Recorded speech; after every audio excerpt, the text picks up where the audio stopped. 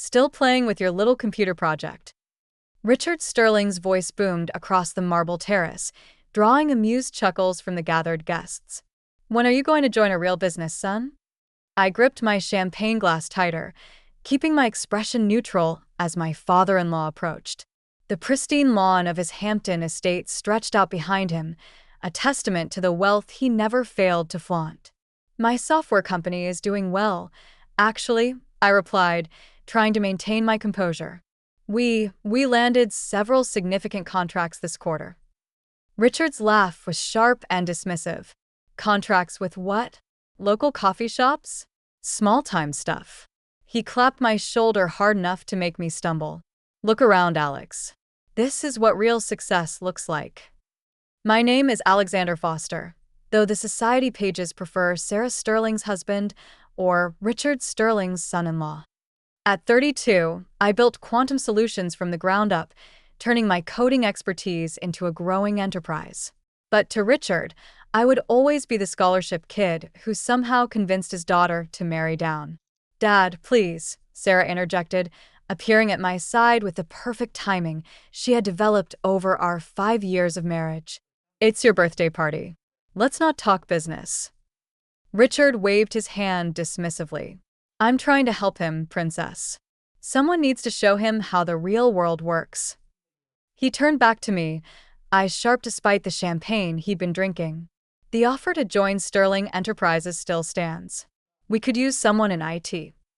IT. Like what I did was the same as fixing printer problems. I opened my mouth to respond, but Sarah's gentle squeeze of my arm stopped me. We'd had this conversation before. Richard Sterling didn't listen to explanations or facts. He only respected one thing: power. Thank you, but I'm happy where I am, I said instead, raising my glass in a mock toast. Your loss, Richard shrugged, already turning away to greet another guest. Just don't come crying to me when your little startup fails. As he walked away, Sarah leaned close. I'm sorry, she whispered. You know how he gets at these events. I did know. Every family gathering was an opportunity for Richard to remind me of my place in his world, somewhere far below him. The fact that Sarah had chosen to marry a computer nerd instead of the hedge fund manager he picked out for her still rankled him for years later. It's fine, I assured her, though we both knew it wasn't. Go mingle. Your mother's been trying to catch your eye for the last 5 minutes. Sarah hesitated, torn between supporting me and fulfilling her social obligations. Are you sure? Go, I smiled. I need to check some emails anyway. She kissed my cheek and moved away, instantly transforming into the perfect socialite daughter her parents had raised.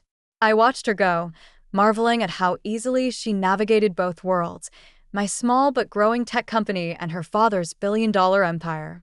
Finding a quiet corner of the terrace, I pulled out my phone. There were several messages from Marcus, my lead developer, all marked urgent. Boss, you need to see this. Google just responded to our proposal. My heart skipped a beat. We'd been in talks with Google's cloud division for months, a potential contract that would change everything. With trembling fingers, I opened the attached document. As I read, the sounds of Richard's lavish party faded away. The contract terms were beyond what we'd hoped for. Google wasn't just interested in our security protocol, they wanted to integrate it across their entire cloud platform. Call me ASAP. I texted Marcus. Seconds later, my phone buzzed. This is real, right? I asked as soon as he picked up. You verified everything? Triple-checked, Marcus confirmed. Their legal team sent over the preliminary contracts an hour ago. They want to fast-track the integration. Alex, this is big. Like, really big. I leaned against the terrace railing, letting the cool evening air wash over me. What's the timeline? They want to announce next week. Full press release, joint statement, the works. You'll need to fly out to Mountain View to sign the final papers. Next week. I ran a hand through my hair. That's fast. That's Google, Marcus laughed. When they want something, they move quick. Oh, and there's more. Apple's team reached out right after. Apparently, word got out about the Google deal. They want to discuss potential collaboration. I closed my eyes, thinking of Richard's condescending smile. Small-time stuff, he called it. Send me everything, I said. Marcus exhaled. Great work, boss. Want me to start on the Apple proposal? Not yet. Let's keep that quiet for now. I have a feeling the next few days are going to be interesting. Ending the call, I looked back at the party. Richard was holding court near the pool, gesturing grandly as he told one of his famous business war stories, the same ones he'd been using for years to remind everyone of his genius. Sarah caught my eye from across the terrace, raising an eyebrow in question. I gave her a small nod, our private signal that everything was okay. More than okay, in fact. Alex. Richard's voice cut through my thoughts. Stop hiding with your phone and join us. Howard here was just asking about your, what do you call it, at business. Taking a deep breath, I walked over to the group. Howard Turner, another tech-illiterate billionaire, peered at me through expensive glasses. Richard tells me you do something with computers, he said, clearly making an effort to sound interested. Cybersecurity, I corrected politely. We develop advanced protection protocols for cloud-based systems. Ah. Howard nodded, already losing interest. Very modern. Richard laughed. Alex here thinks he's going to revolutionize the industry. Keeps talking about neural networks and artificial intelligence. He turned to me, eyes glinting. How many employees do you have now? 10? 15. 28, I said. We're actually planning to expand soon. 28, Richard announced to the group. Meanwhile, Sterling Enterprises just opened our Tokyo office. What are we at now, Thompson? He looked at his CFO. Over 10,000 employees worldwide, sir, Thompson supplied dutifully. That's real business, Richard declared, raising his glass. Scale, gentlemen, that's what separates the players from the pretenders. The sycophants around him nodded in agreement. I noticed Sarah watching from nearby, her face tight with suppressed anger. She hated when her father did this, but we both knew confronting him would only make things worse. Actually, I said, surprising myself with my calm tone, we're quite happy with our current size. It allows us to stay innovative, adapt quickly to market changes. Richard's smile turned patronizing. Of course, of course.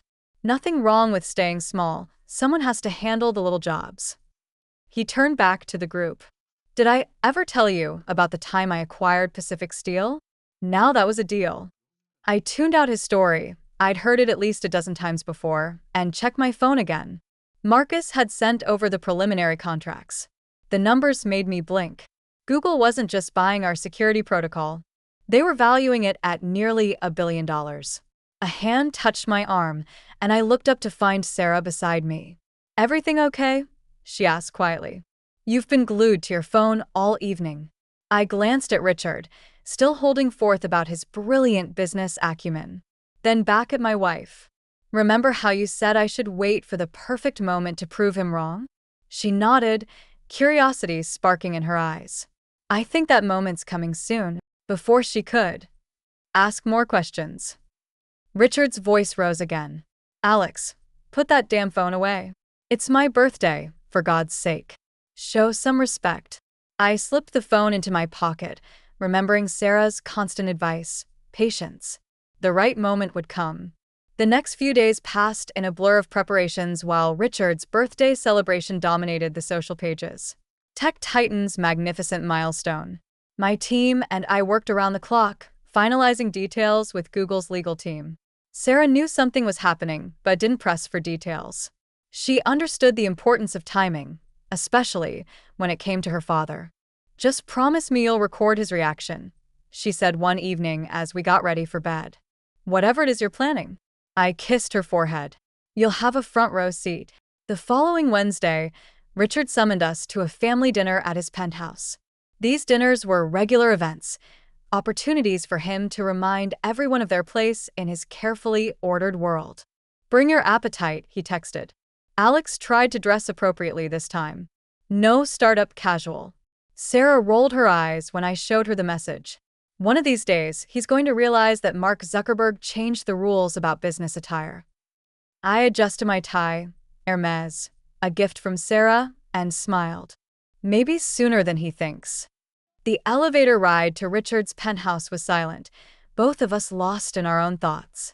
Sarah was worrying her lower lip, a sure sign she was nervous about something. "What is it?" I asked. She sighed. "Dad's been meeting with venture capitalists lately. I overheard Mom talking about it. I think he's planning to launch his own tech division." I raised an eyebrow. "Really? He keeps talking about showing these Silicon Valley upstarts how real business is done."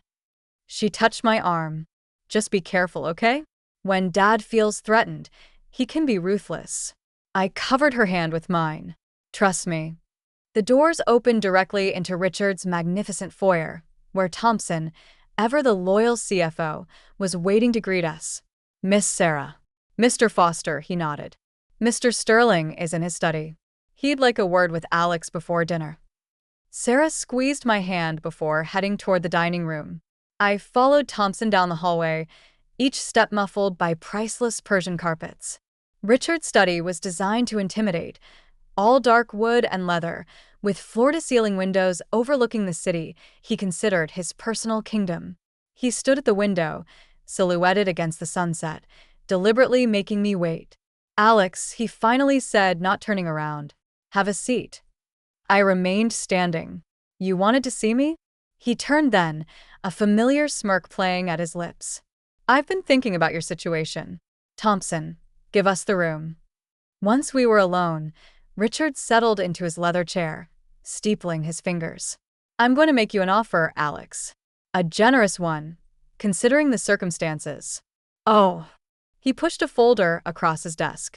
"Sterling Enterprises is launching a new division, Sterling Tech. We're acquiring promising startups, building a real presence in the digital space." His emphasis on real was unmistakable. "I'm prepared to offer you a position as a junior VP and will absorb whatever assets your little company has." I didn't touch the folder. "And if I'm not interested?" Richard's smile turned cold. "Then you should know I've been talking to some very interesting people.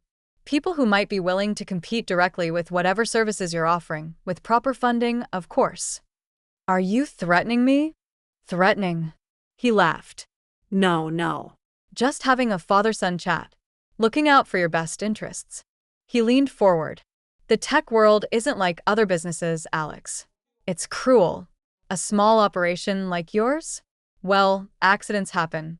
Systems fail. Clients lose confidence." I felt a surge of anger, but kept my voice steady. "I'll think about it." "Don't think too long," Richard warned. "This offer expires in 48 hours." He stood, straightening his custom suit. "Now, let's join the ladies for dinner. And Alex." His eyes glittered.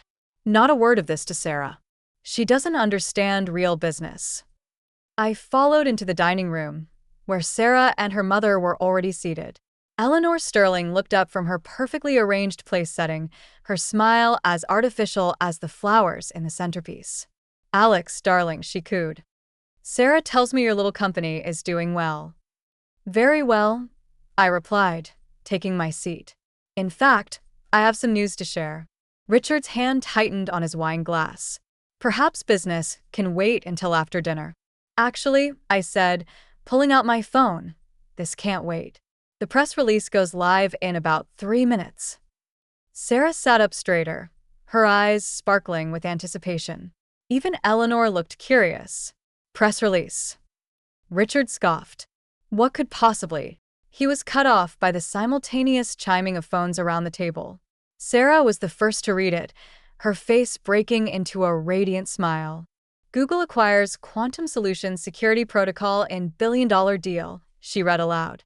"Pioneering AI-driven security system to be implemented across Google Cloud Platform." Richard's face went pale. "What?" "There's more," Sarah continued, her voice growing stronger. "Deal includes exclusive partnership for future development, with Quantum Solutions CEO Alexander Foster joining Google's advisory board." Eleanor's phone slipped from her fingers, clattering against fine china. Richard grabbed his own device, his fingers trembling as he pulled up the announcement. This is impossible," he stammered.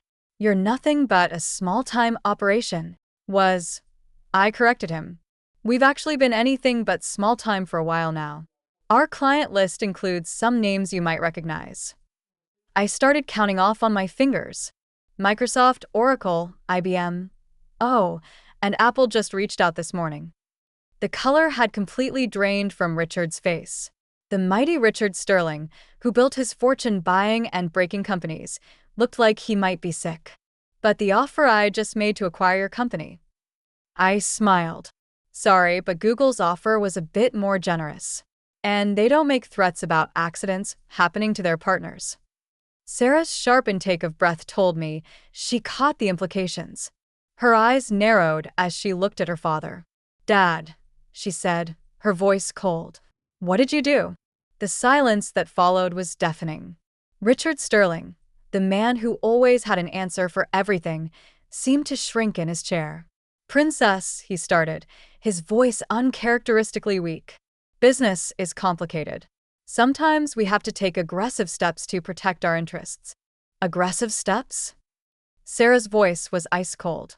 Like threatening my husband? Eleanor touched her daughter's arm. Sarah, dear, perhaps we should. No, Mom. Sarah shook off her mother's hand. I want to hear exactly what kind of threats Dad made to the man I love. I pulled out my phone again, pressing play on the recording I had secretly made in Richard's study. His voice filled the dining room, crystal clear, as he detailed his plans to sabotage my company if I didn't accept his generous offer. Eleanor gasped. Richard's face, already pale, turned almost gray. You recorded me? He sputtered. Of course I did. I replied calmly. I've learned a lot from you over the years, Richard, like how to always protect yourself in business dealings. How did you put it? Document everything. Trust no one. Sarah stood up, so suddenly her chair scraped against the marble floor. I can't believe you, Dad, she said. After everything? After all these years of looking down on Alex, belittling his work, you actually tried to threaten him into submission. I was trying to help. Richard protested. Bring him into the family business. Give him a real future. A real future? I couldn't help but laugh. You wanted to steal my company, take the technology one built, and bury me in some middle management position where I couldn't embarrass you. That's not the truth. I cut him off. Let's talk truth, Richard. You spent years treating me like I was beneath you, like my work wasn't real business. But while you were busy mocking my little computer project, I was building something revolutionary. Something Google values at over $1 billion. Thompson, who had been hovering near the door, made a choking sound. Richard shot him a venomous look. Get out, he snapped at his CFO. And if I hear one word of this conversation. Actually, I interrupted. Thompson should stay. He'll want to hear this next part. I pulled up another document on my phone and slid it across the table. Thompson picked it up, his professional mask cracking as he read. Sir, he said, his voice shaking, you should see this. Richard snatched the phone, his eyes scanning rapidly. What is this? A list of companies looking to integrate our security protocol, I said. Notice anything? Interesting about the third one down. His face went from gray to red. Sterling Enterprises? That's impossible. We never. Your Tokyo office reached out last month, I explained. They've been having some security issues, data breaches, system vulnerabilities. Things that could be very embarrassing if they became public. Richard slammed the phone down. You're bluffing. Am I? I pulled up another email. This is from your head of Asia operations. Should I read it aloud? The part where he details exactly how vulnerable your systems are. Enough, Richard roared, standing up. I won't be threatened in my own home. Threatened? I kept my voice calm. I'm just having a father-son chat. Looking out for your best interests. Sarah made a sound somewhere between a laugh and a sob. Eleanor was clutching her pearls, looking faint. What do you want? Richard asked, deflating slightly. Want? I don't want anything from you, Richard. I never did. All I wanted was respect, not for your money or your connections, but for what I built on my own. I stood up, straightening my tie. The Google deal goes public tomorrow morning. I'm sure the press will be very interested in what the great Richard Sterling thinks about his son-in-law. He nodded slowly. And now? What happens next depends on you, I said. Google wants to announce the partnership at a press conference next week. They're expecting the whole family to be there, showing support. Can you do that, Richard? Can you stand up in front of the cameras and admit that your son-in-law built something worthwhile? He flinched at my tone but held my gaze. Yes, he said finally. I can do that. Sarah squeezed my hand. And after? I asked. After, she said, we all learn to be a real family. One built on respect, not power plays and manipulation. The next week was a whirlwind of preparations. The press conference was scheduled for Thursday morning at Google's New York office. Marketing teams from both companies worked around the clock to coordinate the announcement. Through it all, Richard Sterling was characteristically quiet. The morning of the press conference, I found him waiting in the hotel lobby. Impeccably dressed as always, but somehow diminished. Alex, he said as I approached. Do you have a moment? I checked my watch. We need to leave in 20 minutes. He nodded, gesturing to a quiet corner. I've been doing some thinking this past week. About business. About family. About what really matters. He hesitated. And I was wrong. The words seemed to physically pain him. Not just about your company, he continued, but about you. I was so focused on what I thought success should look like that I couldn't see it taking a different form. I studied him carefully, looking for signs of manipulation. Why are you telling me this now? He sighed, running a hand through his silver hair. Because in an hour, I have to stand up in front of the world and acknowledge that my son-in-law is a brilliant businessman. And I wanted you to know that I mean every word I'm going to say. Before I could respond, Sarah appeared, stunning in a navy blue suit. Ready. Richard straightened his tie. Ready. The press conference went better than anyone could have expected. Richard played his part perfectly, praising my innovation and vision.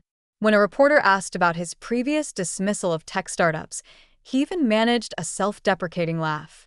I've learned that success doesn't always wear a three-piece suit, he said, drawing chuckles from the crowd.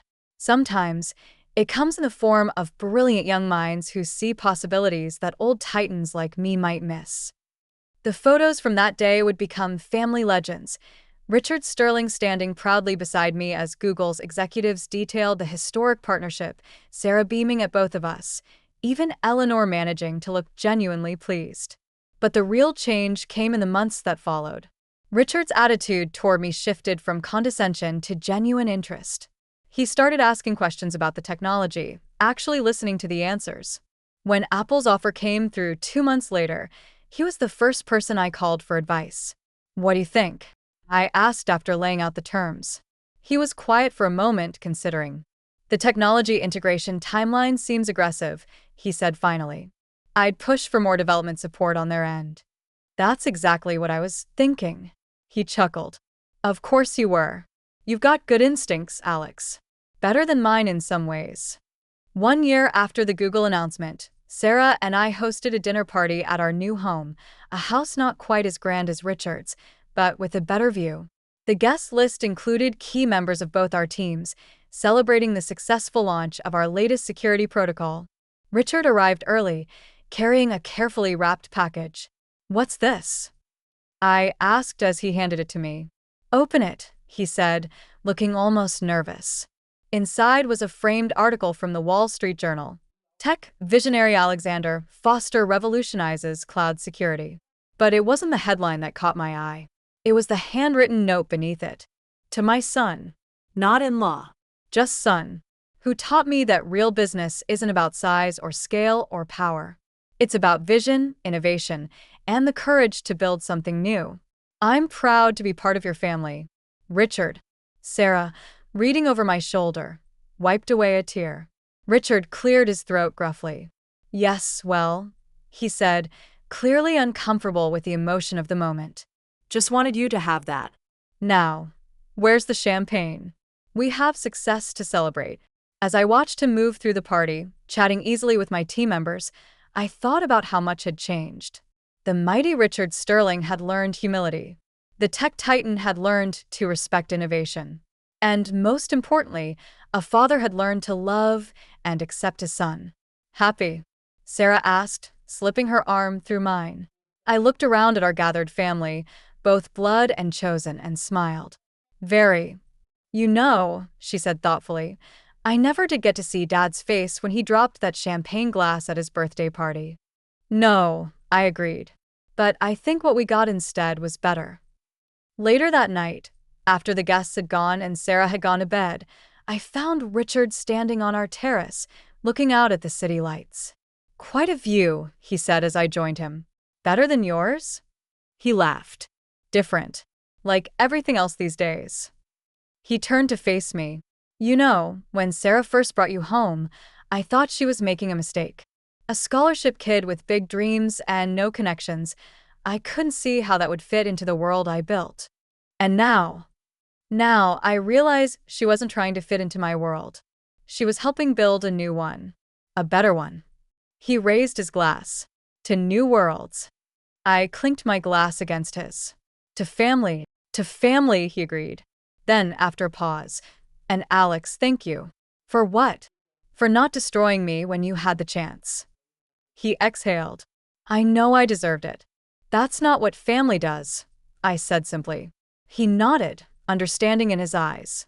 We stood there in comfortable silence, two men who had moved past being enemies or even in-laws to become something we both needed more. Father and son. The city stretched out below us, a glittering tapestry of lights and possibilities. Somewhere out there, other dreamers were building their own empires, fighting their own battles.